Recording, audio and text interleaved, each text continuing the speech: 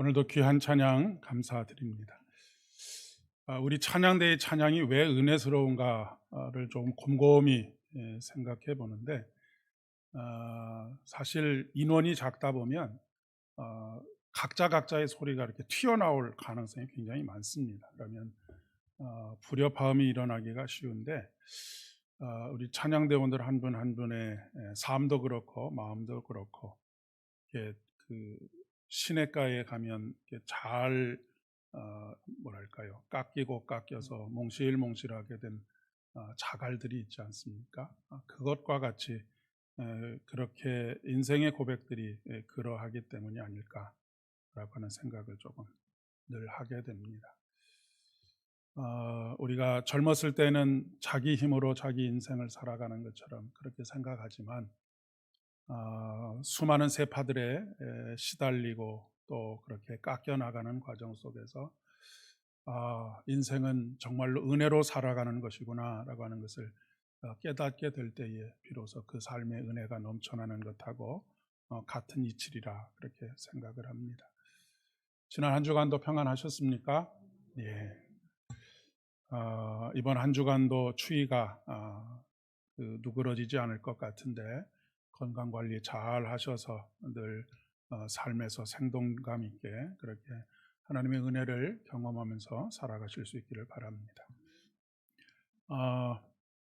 대림절로 시작되는 교회력은 성탄절, 그리고 주현절, 그리고 사순절과 부활절, 그리고 길고 긴 성령 강림절을 지나서 오늘이 성령 강림절 후 마지막 주일이면서 왕 되신 그리스도 주일입니다. 이렇게 이제 교회력의 한 해가 끝나게 되지요. 우리 교회는 교회력에 따라서 모든 절기들을 지키고 또 하나님의 말씀도 이 교회력에 따라서 설교도 뭐 여러 가지 그 예식적인 것들도 다 여기에 맞춰서 진행을 하고 있습니다. 우리가 교회력에 따라서 신앙생활을 하게 되면 좋은 점이 무엇이냐면, 가장 중요한 것은 이 교회력이라고 하는 것 자체가 무엇을 중심으로 해서 짜여져 있느냐면 예수 그리스도의 생애를 중심으로 해서 짜여져 있습니다. 그러니까 가장 메인이 되는 것이 마태복음, 마가복음, 누가복음에 있는 예수님의 생애입니다. 이 마태복음, 마가복음, 누가복음을 한 해씩 그렇게 그 말씀들을 살펴보고 그 말씀을 중심으로 해서 이 말씀이 약속되어진 구약의 말씀들을 우리가 함께 살펴보는 것입니다.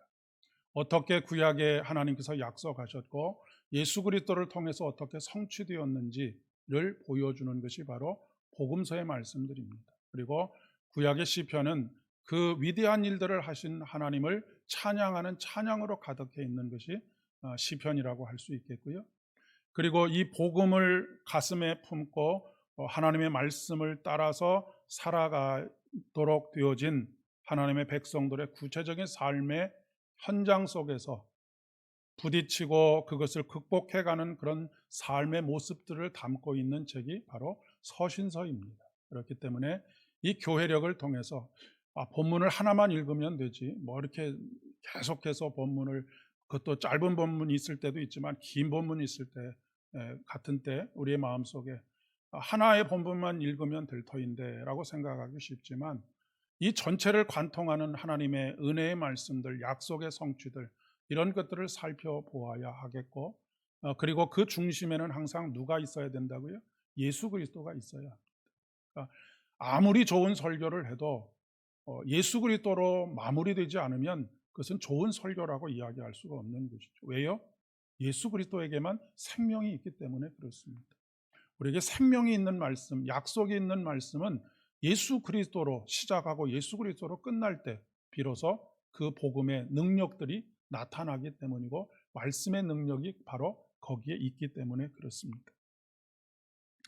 그리고 또 부차적으로 이렇게 구약 창세기부터 요한계시록까지 모든 말씀들을 한 해에 살펴볼 수 있다라고 하는 것은 단순히 우리가 성경의 나무들만 보는 것이 아니고 성경의 큰 숲이 어떻게 이루어져 있는지, 그것을 보고 그 숲속에서 나무들이 어떤 자리에서 어떤 의미 있는 삶을 살아가고 있는지를 볼 수 있기 때문에 그렇습니다.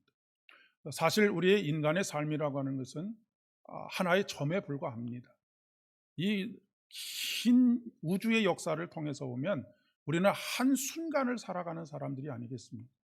그런데 우리가 한순간 그저 왔다가 아무도 모르게 가는 그런 삶이 아니고, 하나님께서 이 전체 우주의 역사 속에서 나를 계획하시고 나를 바로 그 자리에 있게 하신 하나님의 은혜가 얼마나 크고 놀라운지를 깨닫게 하는 것이 바로 말씀을 전체적으로 살펴보는 가운데 오늘 나를 살펴보는 것, 바로 그런 유익을 가져다 준다라고 할 수 있겠고요. 그것과 연관해서 우리가 말씀을 편식하지 않고 골고루 구약의 말씀, 신약의 말씀, 모든 말씀들을 골고루 섭취하게 되면, 마치 우리가 음식을 섭취할 때도 편식하지 않고 골고루 영양을 다 섭취하면 몸이 건강한 것처럼 우리의 영적인 건강도 이 말씀을 온전하게 살펴볼 때 비로소 그렇게 된다라고 할 수가 있겠습니다. 다시 좀 본론으로 돌아와서 왕 되신 그리스도 주일, 다음 주부터 이제 대강절이 시작이 되는데, 대강절로부터 시작된 우리의 믿음의 결론이 무엇이냐? 그것은 바로 왕 되신 예수 그리스도를 인정하고 고백하는 삶을 살아가는 것이다 라고 이야기할 수 있습니다. 그러면 예수님께서 우리의 왕이 되신다라고 하는 말의 의미가 무엇이냐라고 그렇게 되물을 수 있겠죠. 하나님께서는 출애굽의 사건을 통해서 새로운 나라를 건설하기를 원하셨습니다. 그리고 새로운 나라를 건설하기를 원하시는 모델로서 이스라엘을 우리들에게 제시하고 계십니다. 그 나라는 온 세상의 주권자가 되시는 하나님께서 다스리시는 나라입니다. 나라가 성립이 되려면 영토가 있어야 하고, 백성이 있어야 하고, 그리고 주권자가 있어야 합니다. 이 세 가지가 모여질 때 그것을 나라라고 그렇게 이야기를 합니다. 땅이 없거나 백성이 없거나 주권이 다른 것에 있으면 그것을 나라라고 이야기하지 않습니다.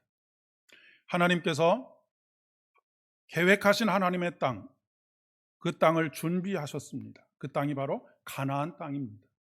그리고 그 땅을 다스리시는 통치자로서의 주권자이신 하나님께서 그곳에 계십니다.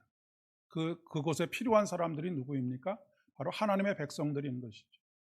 그 하나님의 백성들을 학식에 따라서 선택하신 것도 아니고, 빈부를 따라서 선택하신 것도 아니고, 어떤 명예로움을 따라서 선택하신 것이 아니라 전적인 하나님의 은혜로 이스라엘 백성들을 선택하셔서 하나님의 백성으로 삼으셨습니다. 그리고 하나님께서 이 나라를 세우실 때는 하나님께서 가지고 계시는 비전이 있으셨던 것이죠. 꿈이 있었다라고 하는 그런 이야기입니다. 하나님께서는 그 꿈이, 그 뜻이 이 이스라엘 땅에서 펼쳐지기를 원하셨습니다.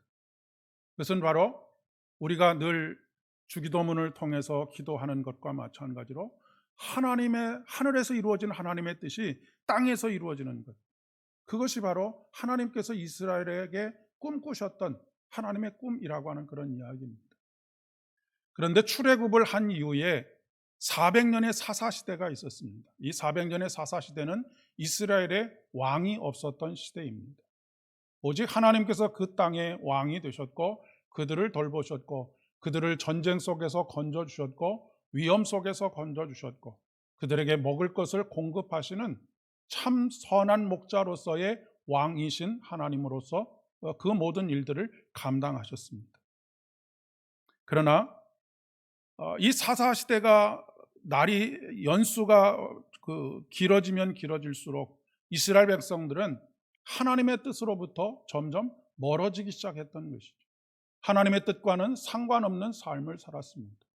하나님께서 왕이 되셔서 그들에게 하나님의 뜻이 이루어지기를, 그리고 하나님의 뜻이 이루어지는 것이 그들에게 참으로 복이 됨에도 불구하고, 그들은 겉으로는 제사를 통해서 우리의 왕이신 하나님이라고 고백했지만, 구체적인 그들의 삶의 현장 속에서는 하나님께서 펼치시는 뜻이 아닌 이웃 나라들에서 벌어지고 있는 그런 일들을 마음속에 품고 또 그것을 닮아가고자 하는 그런 욕망들이 자라나게 되었다라고 하는 것입니다.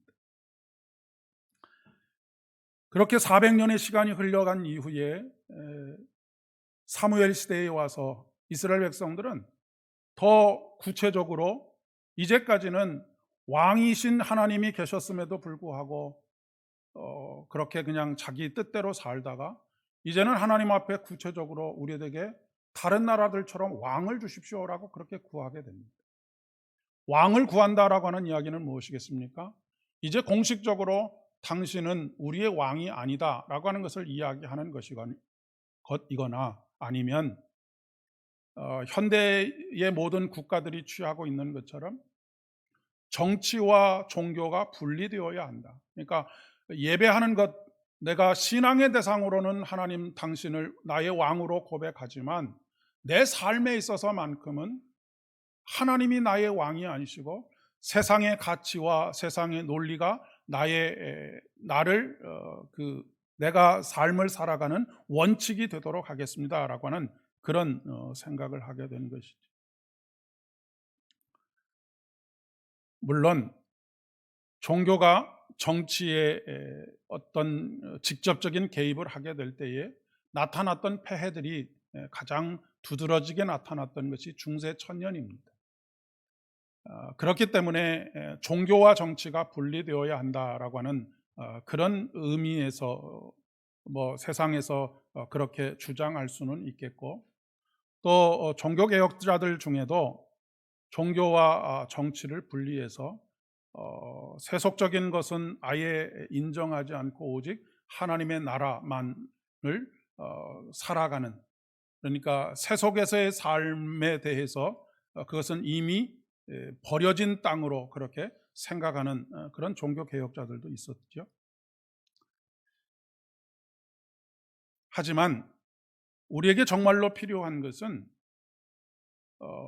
엄격한 의미에서 종교가 정치에 관여하지 않는 것도 중요하지만 우리가 하나님을 아버지로 모시는 믿음의 가치관을 가지고 세상 속에서 살아가는 것, 그것이 중요한 것이라고 하는 것을 오늘 다시 한번 깊이 생각하게 됩니다.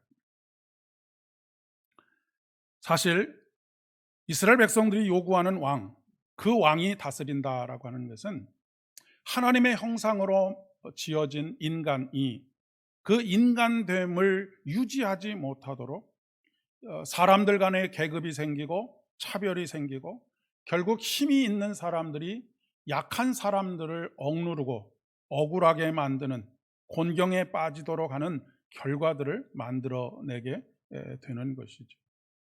제가 지난 수요일 날 그런 설교 중에 그런 말씀 예를 들었습니다. 이 땅의 3,500년의 역사 속에서, 지나온 3,500년의 역사 속에서 전쟁이 그쳤던 해를 계수해 보면 불과 250여 년 정도밖에 되지 않는다고 합니다.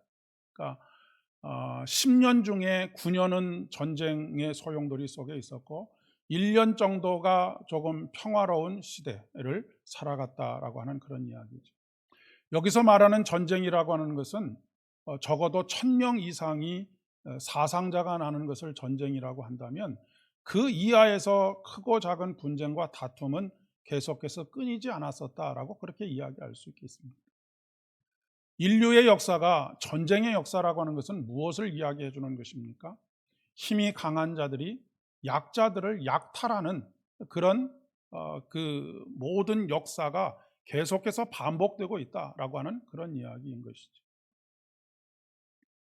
그것은 인간을 하나님의 형상을 따라 지으신, 그래서 그 어떤 조건이나 형편에 따라서도 사람의 존귀함과 비천이 달라지지 않기를 원하시는 하나님의 뜻과는 정면으로 맞부딪히는 그런 결과를 가져온 것이죠. 결국 그들은 종교적으로는 하나님께 제사를 드렸지만 삶의 모든 가치와 논리는 이방인을 따르는, 이방의 왕들을 따르는 그런 구조를 따르는 그런 결과를 가져왔습니다.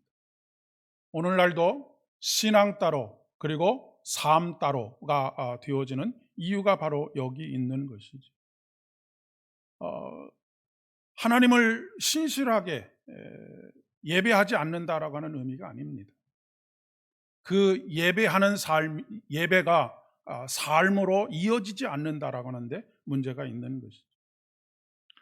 오늘 이 왕 되신 그리스도 주의를 통해서 우리가 깊이 묵상하고 돌아보아야 할 것이 바로 이것입니다. 나는 예배당 안에서도 하나님을 왕으로 고백하지만 내 삶의 구체적인 현장 속에서도 하나님을 왕으로 고백하고 있는지를 점검해 보는 날이라고 할 수 있기 때문에 그렇습니다. 우리가 그리스도이신 예수님을 왕으로 고백한다라고 하는 것은 바로 우리의 신앙과 삶이 하나로 통합된다라고 하는 것을 의미하는 것입니다. 우리의 삶이 철저하게 하나님의 뜻을 따라 살아가려고 몸부림을 치는 것이죠. 그래야 하는 이유는 하나님만이 우리의 선한 목자가 되시기 때문에 그렇습니다. 하나님만이 우리의 선한 목자가 되신다라고 하는 말은 다른 모든 왕들, 세상의 가치들은 우리들을 푸른 초장과 쉴 만한 물가로 이끌어가는 것이 아니라고 하는 것을 말하는 것입니다. 제가 설교 시간을 통해서 여러 번에 걸쳐 근동지약에는 두 가지의 창조 이야기가 있다는 말씀을 드렸죠. 그 하나는 바로 성경에 기록되어 있는 창조의 이야기입니다. 성경에 기록되어 있는 하나님께서 인간을 창조하신 이유는 하나님께서 인간을 사랑하셔서 하나님의 형상으로 지으시고 하나님의 형상으로 지음을 받았다라고 하는 것은 이 세상의 그 어느 것과 비교해도 존귀함이 결코 뒤지지 않는 그런 인간으로 지으셨다라고 하는 것입니다. 그가 많이 배웠든 적게 배웠든 돈이 많든 적든 그 어떤 조건에 의해서도 그 존귀함은 훼손되지 않는 존귀함입니다. 왜냐하면 하나님께서 부여하신 존귀함이기 때문에 그렇지요.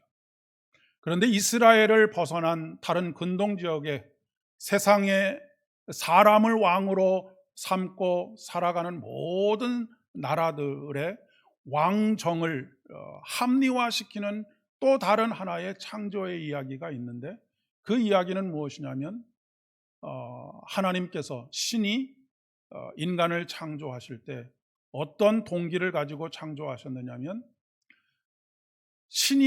여기서 말하는 신은 왕을 의미합니다. 왕과 귀족들을 의미하는데 왕과 귀족들이 하기 싫은 일들, 귀찮은 일들, 더러운 일들, 허드렛 일들, 이런 일들을 시킬 존재들로 인간을 만들었다라고 하는 것이죠. 그러니까 누구를 왕으로 삼고 살아가느냐 하는 것에 따라서 우리들의 삶의 가치와 우리의 삶의 질이 완전히 달라지게 되어져 있습니다. 오늘날도 세상은 이 두 가지 가치관에 의해서 가치관이 충돌하고 있죠. 사회 구조가 그렇고요. 아이들을 학교에서 교육하는 교육의 목표가 또한 그렇습니다.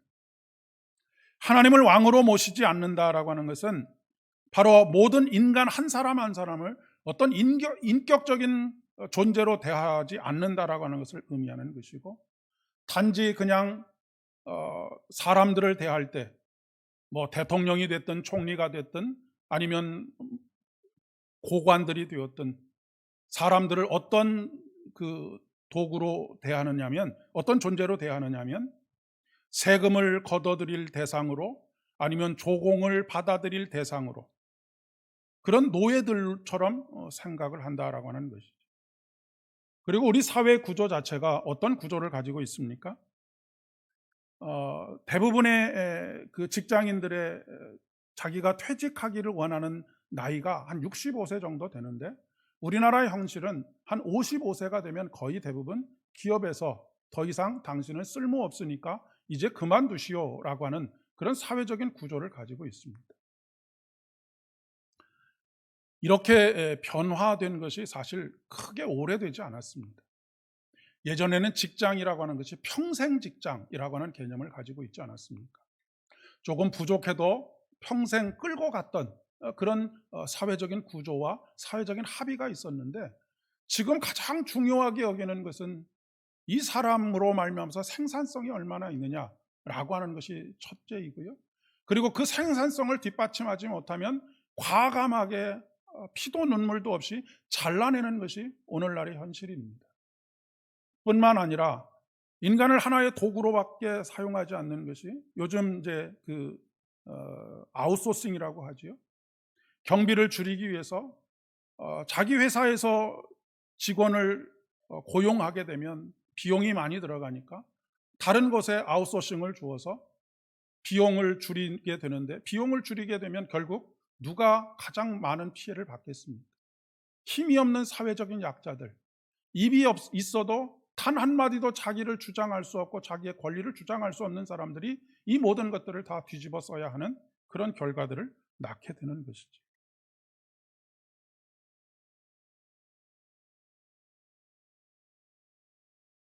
이것이 바로 사람이 왕이 되어서 통치하는 나라를 단적으로 보여주는 모습이라고 이야기할 수가 있겠습니다. 오늘 구약의 본문인 에스겔서는 잘못된 목자를 만났을 때 살진 양과 파리한 양이 생기게 된다라고 하는 것을 경고하고 계시죠. 살진 양이라고 하는 것은 무엇입니까? 살진 양은 모든 부를 다 집중해서 가지고 있는 사람들입니다. 파리한 양은 삶의 곤경에 빠져 있고 사회적인 약자의 자리에서 곤궁한 삶을 계속 살아가고 있는 사람들을 상징하는 것이죠. 이 말은 이것이 말하는 결과는 무엇이겠습니까? 세상의 논리와 가치를 따라가게 될 때에 필연적으로 이런 현상들이 나타날 수밖에 없다라고 하는 것을 말씀하고 있는 것입니다. 그런데 여러분이 만약에 뭐 양을 키운다든지 염소를 키운다든지 가축을 키운다고 할 때에 여러분의 마음이 참 목자라고 한다면 어떤 마음을 가지겠습니까? 양이 100마리가 있으면 100마리 중에 단 한 마리도 파리한 양이 나오지 않기를 원하는 것이 참 목자의 마음이 아니겠습니까? 어떤 한 마리가 병이 들어 있거나 아니면 제대로 잘 먹지 못하면 따로 돌보아 주거나 먹을 것을 챙겨줘야 하는 것이 참된 목자의 모습입니다. 요 교회 건너편에 밭에 가면 염소들이 있는데 그 염소 중에 대장 염소가 있습니다. 그렇게 많이 먹을 것을 갖다 주는데도 불구하고 그 거대한 그 뿔로 아무도 옆에 못 오도록 막 밀어대고 뿔로 받아대고 하는 모습들을 봅니다. 이것이 인간 사회를 단적으로 보여주고 있는 것이다라고 이야기할 수 있겠습니다.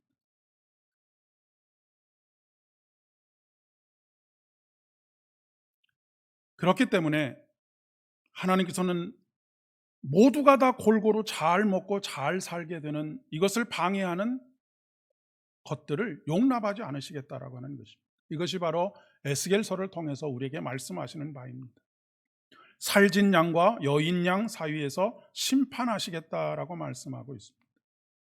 에스겔서에서는 살진 양과 여인 양으로 그렇게 파리한 양으로 구별하고 있지만 오늘 복음서 마태복음 25장에서는 양과 염소로 그렇게 비유를 하고 계시죠. 우리 사회도 지금 빈부의 격차가 과거 10년, 20년 전보다 훨씬 더 급격하게 또 심각해지고 있는 상황 속에 있습니다. 우리 그리스도인들은 이것을 단순히 하나의 사회적인 문제로만 바라보면 안 됩니다. 우리의 시각은 우리가 예수 그리스도를 왕으로 모시고 그분의 다스리심 속에 그분의 말씀을 따라 살아간다고 할 때는 이것을 바라볼 때에 어쩔 수 없는 것이다 라고 바라보는 것이 아니라 오히려 하나님의 뜻을 어떻게 이런 상황 속에서 구현해 갈 수 있을까를 함께 고민해야 한다라고 하는 그런 이야기입니다. 야고보 사도는 여러분이 잘 아시는 것처럼 하나님 아버지 앞에서 정결하고 더러움이 없는 경건은 곧 고아와 과부를 그 환난 중에 돌아보고 또 자기를 지켜 세속에 물들지 아니하는 이것이니라 라고 말씀하고 있습니다. 여기서 말하는 고아와 과부는 누구입니까? 사회적인 약자입니다. 입이 있어도 자기를 주장할 수 없고 권리를 주장할 수 없고 하는 그런 사람들을 의미하는 것이죠. 참된 경건이라고 하는 것, 그리고 참된 신앙이라고 하는 것은 자기를 지켜 세속에 물들지 않는 것이다 라고 말하고 있습니다. 자기를 지킨다라고 하는 것은 무엇이겠습니까? 오직 내가 왕으로 삼은, 나를 다스리시고 통치하시고 돌보시고 섬기시는 그 왕을 섬기겠다라고 결단하는 그 마음이 변치 않고 세속에 물들지 않는다라고 하는 것은 세상의 가치에 나의 마음을 빼앗기지 않고 생각을 빼앗기지 않게 된다라고 하는 것을 의미하는 것입니다. 예수님을 구주로 고백한다라고 하는 것뿐만 아니라 우리의 삶이 세상의 논리가 아닌 하나님의 뜻을 따라서 살아야 한다라고 하는 것을 말씀하시는 것입니다. 오늘 복음서의 말씀에 보니까 마지막 날, 즉 인자, 즉 예수님께서 자기 영광으로 모든 천사와 함께 올 때에 자기 영광의 보좌에 앉으리니 모든 민족을 그 앞에 모으고 각각 구분하기를 목자가 양과 염소를 구분하는 것 같이 하여 양은 그 오른편에 염소는 왼편에 두리라 라고 말씀하고 있습니다. 주로 우리들이 관심하고 있는 것은 종말의 때가 언제냐라고 하는 것에 관심을 가지고 있지만 성경이 관심하고 있는 것은 종말에서 판단의 심판의 기준이 무엇이냐를 제시하고 있습니다. 여러분의 심판의 기준이 무엇입니까? 줄일 때 먹을 것을 주고 목마를 때 마시게 하고 나그네 되었을 때 영접하고 헐벗었을 때 옷을 입혀주고 병들었을 때 돌봐주고 옥에 갇혔을 때 와서 보는 것. 작은 자 한 사람에게 하는 것이 바로 나에게 하는 것이다 라고 말씀하고 있죠. 이 말씀을 조금 다른 측면에서 바라볼까 합니다. 하나님께서 우리의 행위에 따라서 양과 염소로 가르신다라고 하는 그런 비유를 하고 계시지만 오히려 반대로 이렇게 생각해 보시면 좋겠습니다. 선한 목자 되시는 하나님께서 지금 어디에 함께 계실까를 생각해 보는 것이죠. 요즘 수요일마다 함께 은혜를 나누고 있는 팔복의 말씀, 심령이 가난한 자는 복이 있다라고 말씀하시는 이유가 무엇입니까? 복되어라 심령이 가난한 자들아, 복되어라 애통하는 자들아, 복되어라 의에 줄이고 목마른 자들아. 그 인생이 복되다고 말씀하시는 이유가 어디 있느냐라고 하는 말씀입니다. 바로 하나님께서 그들과 함께 하시기 때문이다라고 하는 것입니다. 지난주에 헬라어로 종말이라고 하는 말이 파루시아라고 하는 단어를 사용한다는 말씀을 드렸죠. 파루시아라고 하는 단어는 나에게 오신다, 그분이 나와 함께 하신다, 임재하신다, 현존하신다 라고 하는 그런 의미를 가지고 있다는 말씀을 드렸습니다. 하나님께서 나와 함께 하시는 것이 바로 감사와 감격의 삶을 살아가게 하는 비결입니다. 그리고 그 날은 우리에게 참된 생명이 경험되는 날이죠. 왜냐하면 하나님께서 함께 하시는 것이 바로 영생이기 때문에 그렇습니다. 우리가 보통 영생이라고 하면 끊임없이 시간이 반복되는 것을 영생이라고 그렇게 생각하기 쉬운데, 그날 동안 살아있는 것을 영생이라고 생각하기 쉬운데, 성경이 말하고 있는 영생은 그런 영생을 말하는 것이 아닙니다. 성경이 말하는 영생은 하나님 생명의 근원이신 하나님께서 함께 하시는 것이 영생입니다. 우리가 아무리 100년, 200년, 1000년, 2000년을 살아도 하나님께서 함께 하시지 않으면 그것은 그냥 생물학적으로 살아있는 것이지 영생의 삶을 사는 것은 아니라고 하는 것을 말하고 있는 것이죠. 여러분, 미국의 대통령이 자국의 백악관을 떠나서 다른 나라로 옮겨갈 때에 비행기를 타면 비행기가 그 대통령이 타는 비행기를 에어포스 원이라고 합니다. 그러니까 그 공군 1호기를 타고 가는 것이죠. 거기에서 모든 국내외에 다양하게 얽혀 있는 문제들을 거기서 결정합니다. 백악관에서 결정하는 것이 아니죠. 대통령이 타고 있는 비행기 안에서 모든 것이 다 결정이 됩니다. 왜요?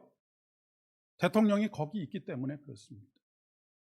다른 나라에 가면 다른 나라에서도 백악관에서 그 모든 일을 결정하는 것이 아니라 백악관에서가 아닌 대통령이 만약에 영국에 가면 영국에서 그 모든 결정을 다 합니다. 조금 전에 말씀드렸던 것처럼 그 이유는 단 한 가지입니다. 대통령이 거기 있기 때문입니다. 우리 신앙도 마찬가지입니다. 우리가 생각하고 우리가 꿈꾸고 있는 어떤 천국, 그 천국, 거기서 영생을 누리는 것이 아니고 하나님께서 계시는 바로 그 자리가 우리가 영생을 누리는 자리입니다. 그리고 그 자리는 하나님께서 모든 것을 섭리하시고 통치하시는 자리가 되는 것이죠. 그러면 그 자리는 곧 하나님의 나라, 천국이 되는 것입니다. 참 목회를 하면서 참 안타까운 것은 지금 내 삶의 한 자리, 한 가운데서 이루어지는 천국은 누리지 못하고 늘 죽어서 가는 천국만을 바라보고 있다라고 하는 것이죠.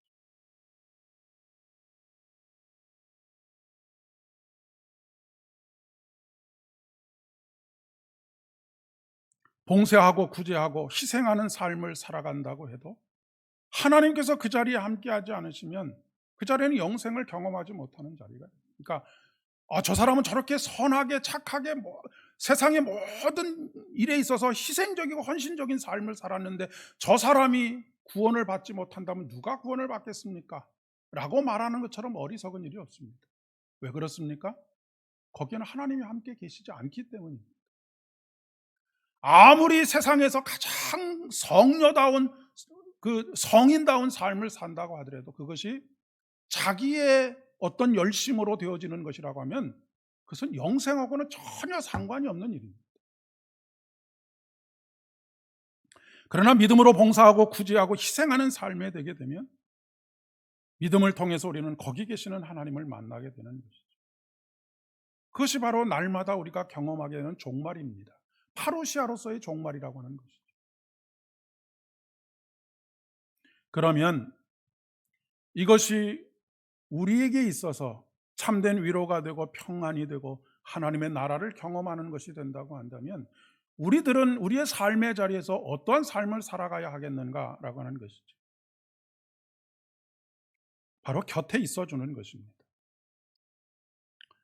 요즘 학교 폭력 문제가 굉장히 심각하지 않습니까? 왕따 문제.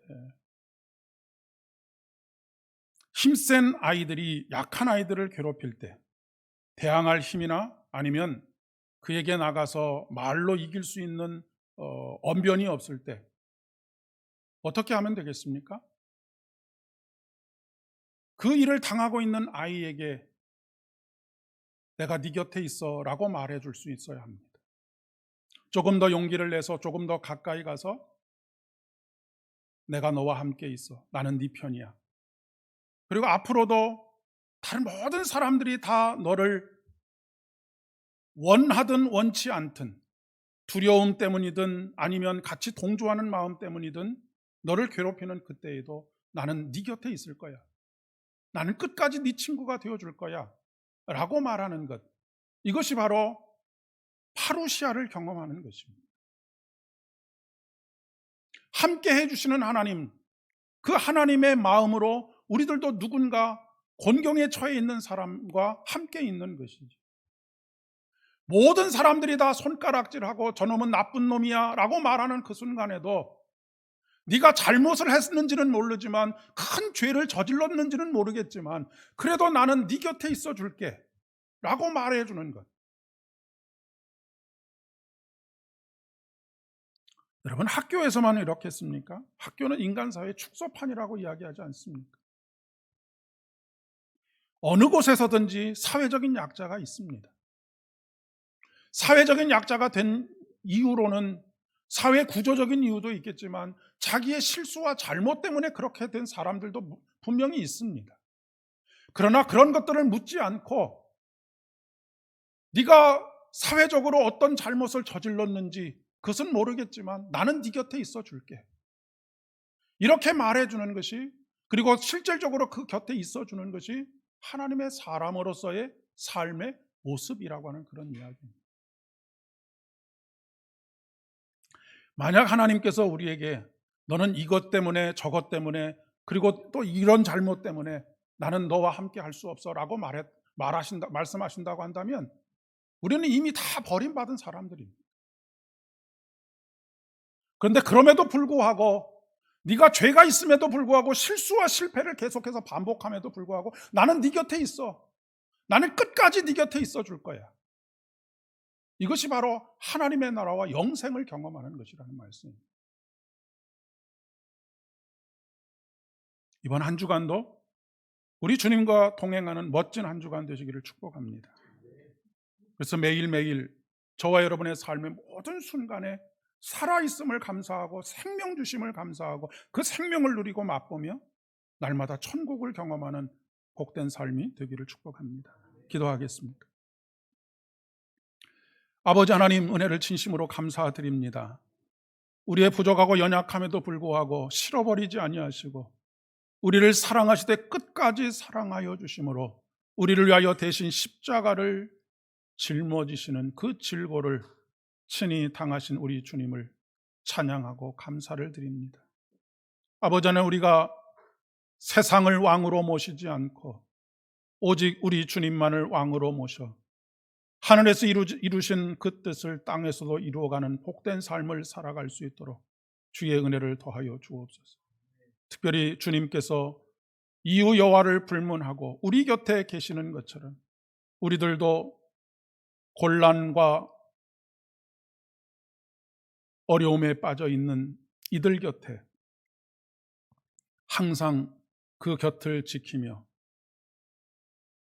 하나님의 뜻을 이루어가는, 하나님의 나라를 이루어가는 우리의 삶 되게 인도하여 주옵소서.